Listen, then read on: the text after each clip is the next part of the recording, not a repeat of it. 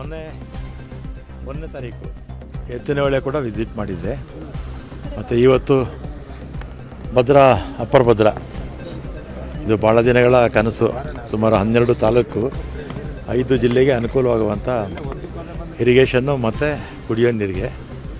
ಅದರಲ್ಲಿ ಕೆಲವು ಹರ್ಡಲ್ಸ್ ಎಲ್ಲ ಇತ್ತು, ಕೆಲವು ಲ್ಯಾಂಡ್ ಅಕ್ವಿಷನ್ನು ಅದೆಲ್ಲ ಇತ್ತು, ಅದೆಲ್ಲ ಕೂಡ ಸೂಚನೆ ಕೊಟ್ಟಿದ್ದೀನಿ. ಮತ್ತು ಉಳಿದಾಗೆ ಒಂದು 2-3 ಕಡೆ ಫಾರೆಸ್ಟ್, ತುಮಕೂರು ನಾಲೆ ಬರುತ್ತಲ್ಲ, ಅಲ್ಲಿ ಫಾರೆಸ್ಟ್ ಇಲಾಖೆದು ಸ್ವಲ್ಪ ಸಮಸ್ಯೆಗಳಿತ್ತು.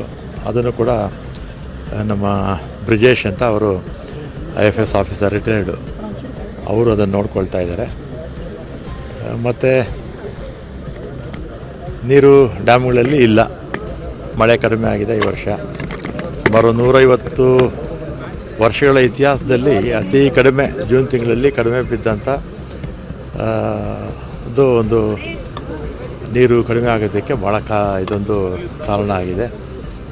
ಮತ್ತು ಕುಡಿಯೋ ನೀರಿಗೆ ಇನ್ನು 3-4 ತಿಂಗಳು ಏನು ಸಮಸ್ಯೆ ಇಲ್ಲ.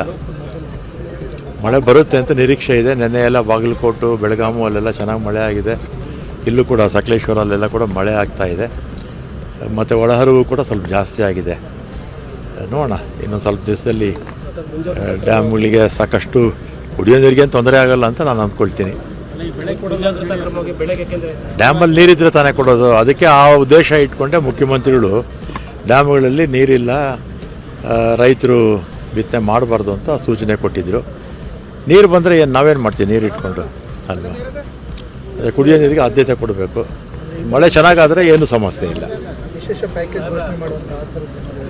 ಅದು ರೆವಿನ್ಯೂ ಮಿನಿಸ್ಟರ್ ಮಾತಾಡ್ತಾರೆ. ಇಲ್ಲ, ಇನ್ನೊಂದು ಬರೀ ನಮ್ಮ ರಾಜ್ಯ ಅಂತಲ್ಲ, ದೇಶದ 12 ರಾಜ್ಯಗಳಲ್ಲಿ ಈ ಸಲ ಬರಗಾಲ ಇರುತ್ತೆ ಅಂತ ಪ್ರಿಡಿಕ್ಟ್ ಮಾಡಿದ್ದಾರೆ. ನೋಡೋಣ ಏನಾಗುತ್ತೆ. ಯೋಜನಾ ಪ್ರದೇಶ ಬರುವಂಥ ಅಷ್ಟು ಜಿಲ್ಲೆಗಳಿಗೆ ಕುಡಿಯೋ ನೀರು ಇದೆ ಆಧಾರ, ಹಾಗಾಗಿ ಅಷ್ಟಕ್ಕೂ ವ್ಯವಸ್ಥೆ ಮಾಡೋಕ್ಕೆ ಕುಡಿಯೋ ನೀರುಗಳು ಆಗುತ್ತೆ ನಮ್ಮ ಮಟ್ಟಿಗೆ. ಎಲ್ಲ ಡ್ಯಾಮ್ಗಳು ಕೂಡ ಕುಡಿಯೋ ನೀರಿಗೆ ಆಗೋವಷ್ಟು ಇಟ್ಕೊಂಡಿದ್ದೀವಿ.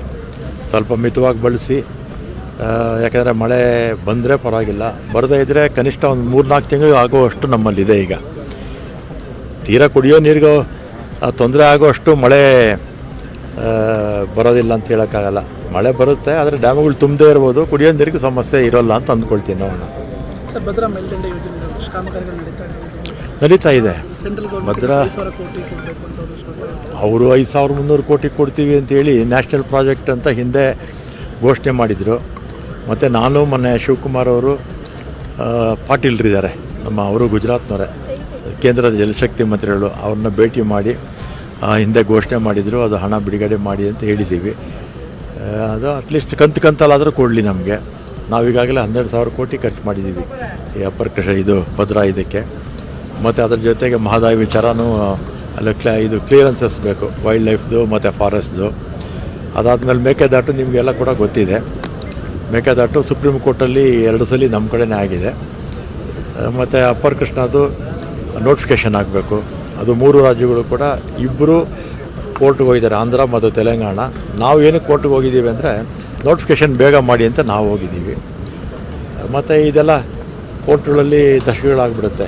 ಅದರಿಂದ ಪಾಟೀಲ್ರಿಗೆ ಹೇಳಿದ್ದೀವಿ, ಅದು ಮಹದಾಯಿ ಇರ್ಬೋದು, ಅಥವಾ ಮೇಕೆದಾಟು ಇರ್ಬೋದು, ಅಥವಾ ಅಪ್ಪರ್ ಕೃಷ್ಣ ಇರ್ಬೋದು, ಅಲ್ಲಿರ್ತಕ್ಕಂಥ ಮುಖ್ಯಮಂತ್ರಿಗಳನ್ನ ಕರೀರಿ, ಕೂತು ಚರ್ಚೆ ಮಾಡೋಣ ಅಂತ ನಮ್ಮ ಮುಖ್ಯಮಂತ್ರಿಗಳು ಸಲಹೆ ಕೊಟ್ಟಿದ್ದಾರೆ.